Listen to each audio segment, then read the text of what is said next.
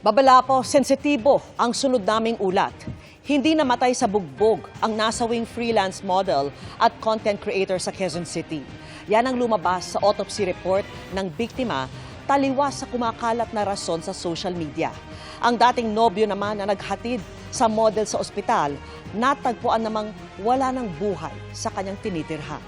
Nakatutok si Darlene Kai. Hindi pa rin tiyak ng Quezon City Police District kung ano ang ikinamatay ng 23 taong gulang na freelance model na si Gina Lima. Isinugod siya sa ospital noong linggo nang hindi na raw siya magising.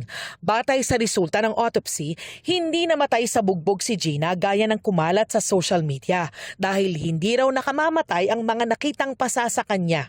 Ang findings po ng autopsy is presence of non-fatal external injuries, presence of heart congestion and congested lungs. Parang bumigay daw po ang puso, parang ganun. Parang humina yung puso niya at saka lungs niya. Kumbaga sa layman's term natin is nanikip yung dibdib. Yun po yung paliwanag po ng doktor. Pero meron daw nakita sa kwarto kung saan siya namatay. As per recovered evidence ng ating SOCO during the examination, may mga tablets po silang nakuha and yung marijuana kush. Pending result pa po tayo ng laboratory examination, ma'am. Ang nagdala sa ospital kay Lima ang dati niyang kasintahan. Kaninang umaga, natagpuan na rin siyang wala ng buhay sa tinitirhang bahay. Mahal na mahal kita. Hindi kita nayakap, pero kung patay ka, saka kita nayakap. Hindi ko naipadama sa iyo yakap na yun.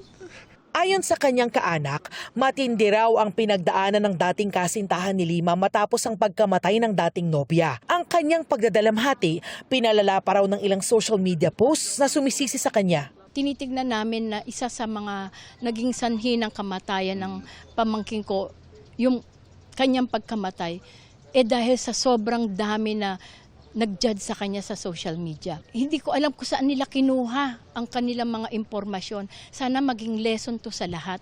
Maging lesson to sa lahat na hindi kayo dapat nag-judge. Inaalam nyo muna ang istorya. Paglilinaw ng QCPD, saksi at hindi suspect ang turing sa dating kasintahan dahil wala pa silang nakikitang ebidensya ng foul play sa pagpanaw ni Lima. Patuloy ang investigasyon sa insidente. Para sa GMA Integrated News, Darlene Kai, Nakatutok, 24 Oras.